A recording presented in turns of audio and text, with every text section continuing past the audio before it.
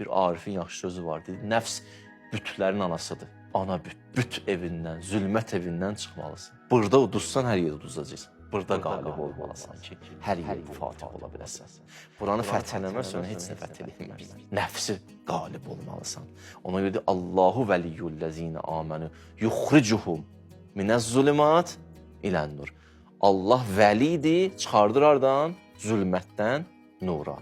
Nəfsin zülmətindən nura çıxardır. Allahu vəliyyullezine. Allah vəlidir.